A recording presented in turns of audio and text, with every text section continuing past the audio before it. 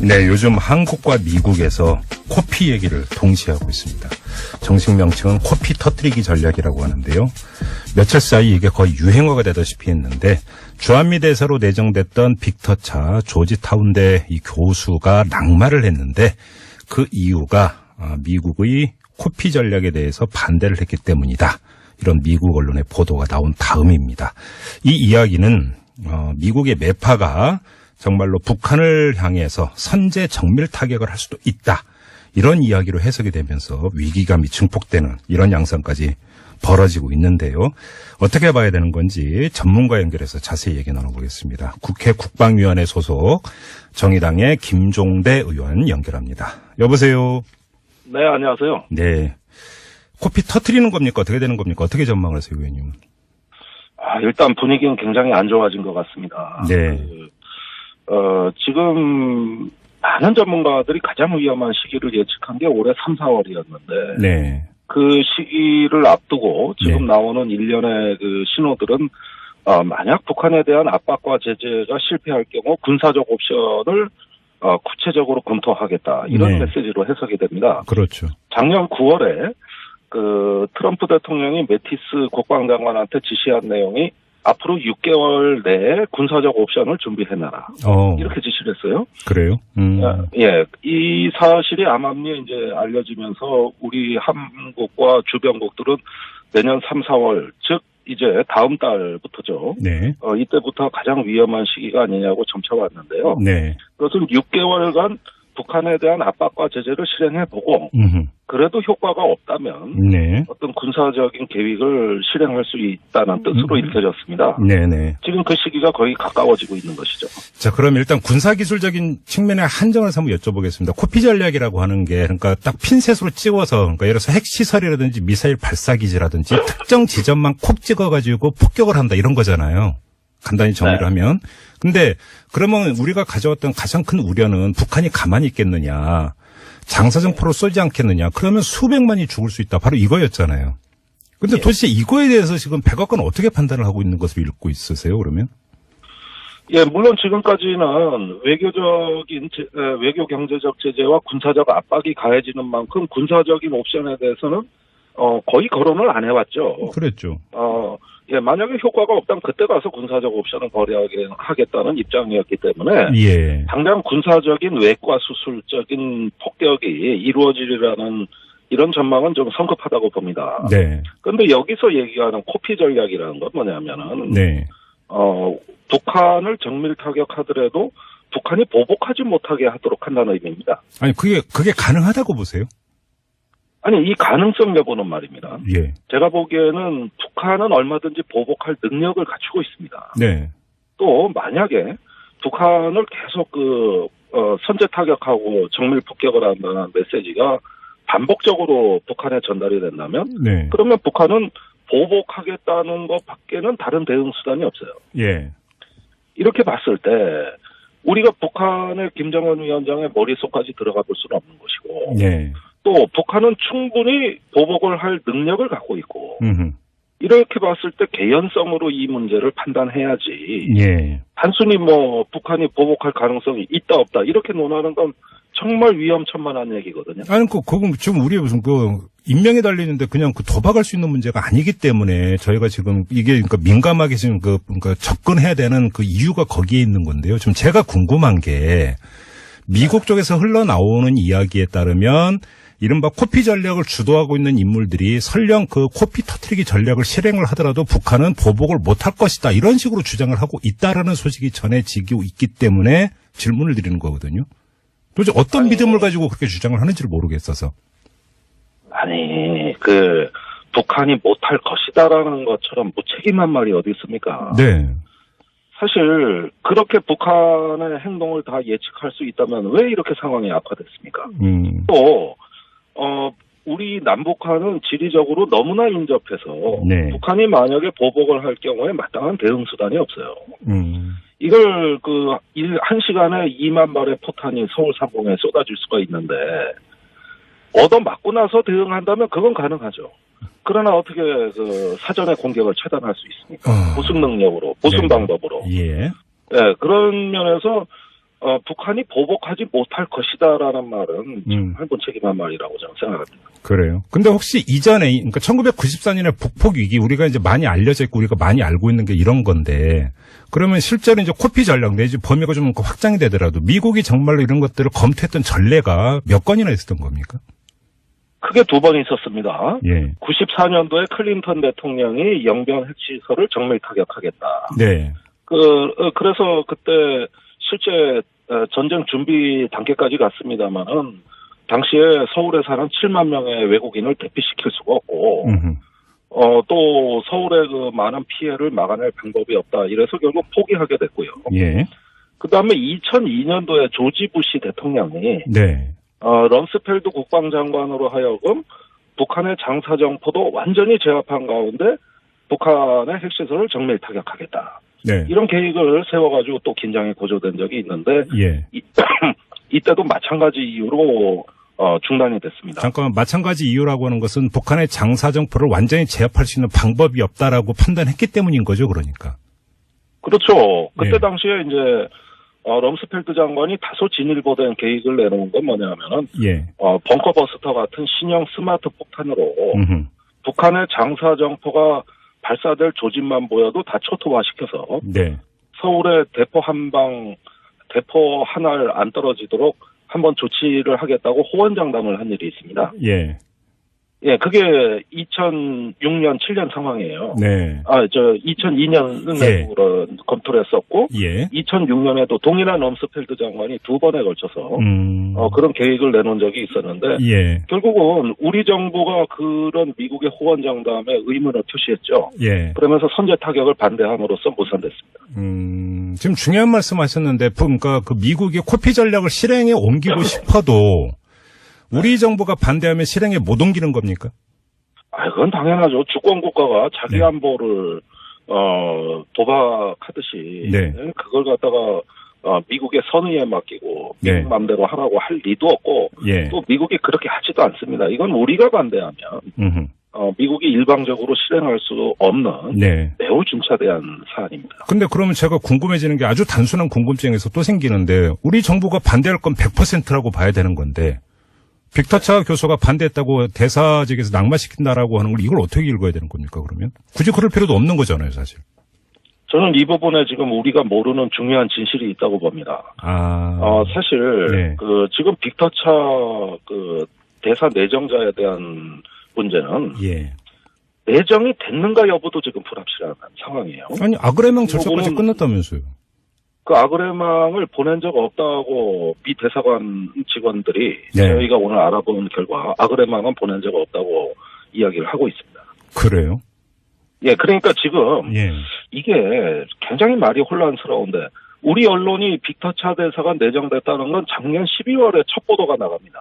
네.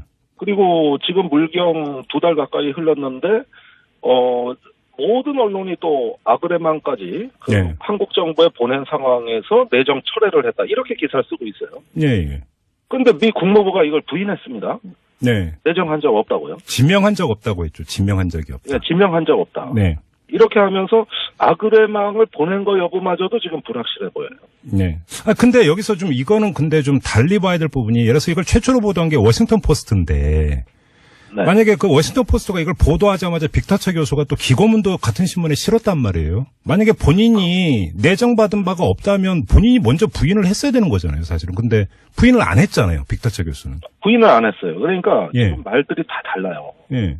그런 점에서 어떤 내정까지는 했으나 그 이후 과정에서 뭔가 문제가 발견돼가지고 네네. 더 이상의 절차를 진행하지 않은 것인지 네. 아니면은 실제로 모든 절차를 진행해 놓고 빅터차 교수가 이 트럼프 대통령의 어떤 대북 정책에 반대하니까 예. 그래서 철회를 한 것인지 예. 이 부분이 지금 확인이 안 되고 있는 거예요. 알겠습니다. 그런데 빅터차 교수는 어쨌든 그 철회되는 시점에서 정면으로 트럼프 대통령을 공격한 것이거든요. 네. 그게 바로 코피 전략에 그렇죠. 대한 반대 입장이죠. 알겠습니다. 좀 논의를 하나로만 집중을 해서 다시 한번 좀 여쭤보겠습니다. 결국은 미국이 군사 옵션, 특히 코피 전략을 실행할 가능성이 있는가 없는가 이게 초미의 관심이기 때문에 여기로만 좀 집중을 해서 질문을 드리겠는데요. 또 오늘 어떤 보도가 나왔냐면 주한미군이 병력 전체에게 난연 전투복, 그러니까 불에 타지 않는 전투복을 지급했다. 이런 보도가 있었습니다. 네. 혹시 그 사실관계 좀 확인을 해보셨나요, 의원님? 예, 그것이 이제 한 일간지의 보도로 나와가지고, 예. 지금 사실 최종 확인은 안 됐습니다. 확인 중에 네. 있는데, 예. 이것이 혹시 전쟁 대비하는 어떤 그 징후 중에 하나 아니냐. 네네. 이것이 이제 보도한 시각이에요. 그렇죠. 근데 아직까지는 좀 그렇게 보지 않습니다. 예. 설령 네. 그런 일이 있었다 할지라도, 예. 전쟁이 막상 시행이 되려면은, 태평양사나 미 네. 합참에서 전쟁 그 태스크포스, 예. 이 지휘부가 대폭 보강돼야 되는데 그런 징후가 없고, 예. 그다음에 사전에 전시 비축 물자를 증가시켜야 되는데 그 역시도 지금 특이 징후가 없습니다. 그런데 94년도엔 있었어요. 북폭 직전, 그때는 북폭이기 때는 있었다. 예. 그때는 사전에 전쟁 물자 전개 미국에서 약 2,000명에 달하는 그 전쟁 지휘 태스크포스가 도착했고 예. 모든 준비가 착착 진행됐었거든요. 어허. 그런데 지금 그 난연 전투복을 보급했다는 것만 가지고 네. 전쟁 준비에 들어갔다고 하는 것은 제가 보기에는 너무 과장된 해석이라고 봅니다. 아, 그래요? 좀 수뚜껑 보고 놀라는 형국일 수도 있다 이런 말씀이신 것 같으니까 물론 저희가 호들갑을 떨 이유는 전혀 없다고 생각을 합니다. 물론. 네. 자, 그러면 하나 더 궁금한 게 지금 우리 문재인 정부와 트럼프 행정부 간에 이런 군사적인 문제에 있어서 한 라인은 구축이 되어 있고 언제라도 연락을 주고 받을 수 있죠. 예, 그 정의용 안보실장하고 네. 맥마스터 백악관 안보보좌관이 가장 주된 라인이라고 할 수 있습니다. 예. 그런데 예. 이것도 뭐 제가 정의용 실장한테 직접 들은 이야기입니다만 네. 문재인 정부가 지난 한 8개월여 정도 오로지 대미 외교의 그 초점은 전쟁 반대라는 거였어요. 네네. 그래서 문 대통령이 이제 미국에 가서 트럼프한테 다소 저자세라고 비춰질 수 있는 이런 어떤 그 수동적인 외교를 하면서도 우리가 가장 적극적으로 설득하려고 했던 것은 네. 전쟁 반대였다. 네네. 그리고 맥마스터에게 정의용 실장 본인도 일방적인 대북 공격은 안 된다. 네. 여기에 거의 80-90% 대미 외교 역량을 집중했다 해도 과언이 아니라는 겁니다. 예예. 그래서 일단은 안보실장이 직접 그렇게 얘기를 하고 또 대통령이 전쟁 반대 이야기를 여러 번 했습니다. 유엔 총회에서도 이야기했고 예예. 기자회견을 통해서도 했고 그것만큼은 문재인 정부의 가장 일관된 원칙이기 때문에 예. 저는 그런 입장은 미국에 충분히 전달이 됐고 소통도 되고 있다고 봅니다.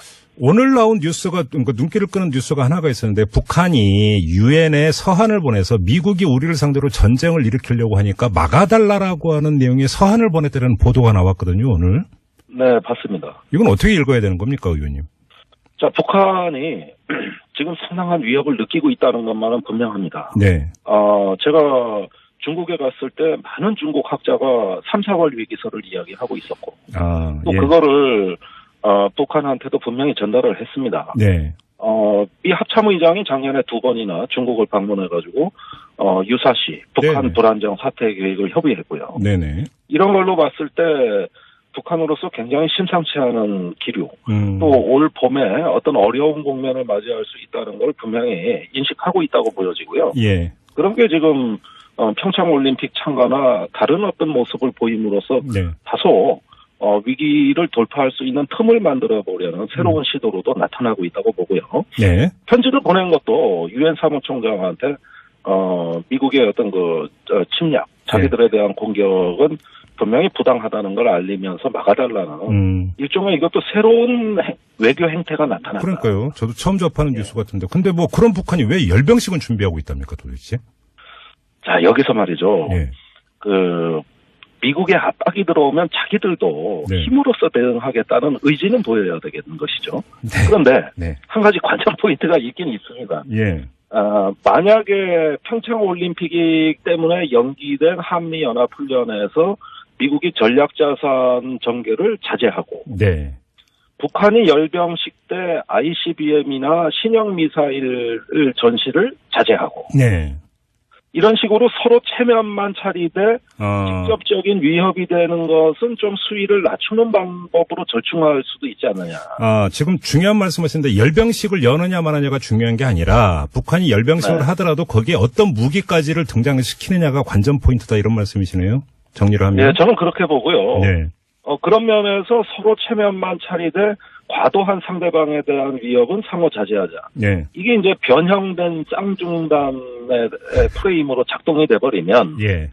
저는 어쩌면은 4월에 상당히 어떤 위기의 조짐이 보입니다만 그 와중에서도 뭔가 평화 상태를 만들 수 있는 예.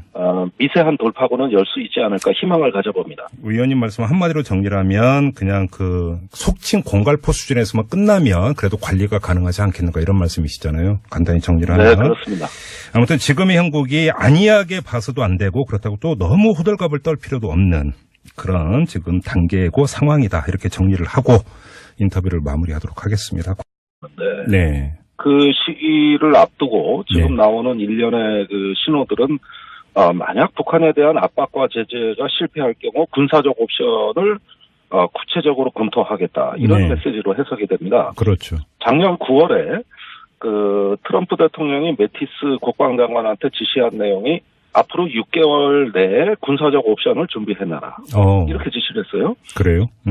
예, 이 사실이 암암리에 이제 알려지면서 우리 한국과 주변국들은 내년 3, 4월, 즉 이제 다음 달부터죠. 네. 이때부터 가장 위험한 시기가 아니냐고 점쳐왔는데요. 네. 그것은 6개월간 북한에 대한 압박과 제재를 실행해보고 그래도 효과가 없다면 네. 어떤 군사적인 계획을 실행할 수 있다는 뜻으로 읽혀졌습니다. 네네. 지금 그 시기가 거의 가까워지고 있는 것이죠. 자, 그럼 일단 군사기술적인 측면의 한정을 한번 여쭤보겠습니다. 코피 전략이라고 하는 게 그러니까 딱 핀셋으로 찍어서 그러니까 예를 들어서 핵시설이라든지 미사일 발사기지라든지 특정 지점만 코피드물 가지고 그렇게 주장을 하는지를 모르겠어서. 아니, 북한이 못할 것이다라는 것처럼 무책임한 말이 어디 있습니까? 네. 사실 그렇게 북한의 행동을 다 예측할 수 있다면 왜 이렇게 상황이 악화됐습니까? 또 우리 남북한은 지리적으로 너무나 인접해서 네. 북한이 만약에 보복을 할 경우에 마땅한 대응 수단이 없어요. 이걸 한 시간에 2만 발의 포탄이 서울 상공에 쏟아질 수가 있는데 얻어맞고 나서 대응한다면 그건 가능하죠. 그러나 어떻게 사전에 공격을 차단할 수 있습니까? 무슨 능력으로, 무슨 네. 방법으로? 예. 네, 그런 면에서 북한이 보복하지 못할 것이다라는 말은 정말 무책임한 말이라고 저는 생각합니다. 그래요. 근데 혹시 이전에, 그러니까 1994년에 북폭 위기, 우리가 이제 많이 알려져 있고 우리가 많이 알고 있는 게 이런 건데, 그러면 실제로 이제 코피 전략 내지 범위가 좀 확장이 되더라도 미국이 정말로 이런 것들을 검토했던 전례가 몇 건이나 있었던 겁니까? 크게 2번 있었습니다. 찍어가지고 폭격을 한다 이런 거잖아요. 간단히 정리를 네. 하면. 근데 그러면 우리가 가져왔던 가장 큰 우려는 북한이 가만히 있겠느냐. 장사정포로 쏘지 않겠느냐. 그러면 수백만이 죽을 수 있다. 바로 이거였잖아요. 근데 도대체 이거에 대해서 지금 백악관 어떻게 판단을 하고 있는 것으로 읽고 있으세요, 그러면? 예, 물론 지금까지는 외교 경제적 제재와 군사적 압박이 가해지는 만큼 군사적인 옵션에 대해서는 거의 거론을 안 해왔죠. 그랬죠. 예, 만약에 효과가 없다면 그때 가서 군사적 옵션을 발휘하겠다는 입장이었기 때문에 예. 당장 군사적인 외과 수술적인 폭격이 이루어지리라는 이런 전망은 좀 성급하다고 봅니다. 네. 그런데 여기서 얘기하는 코피 전략이라는 건 뭐냐면은 네.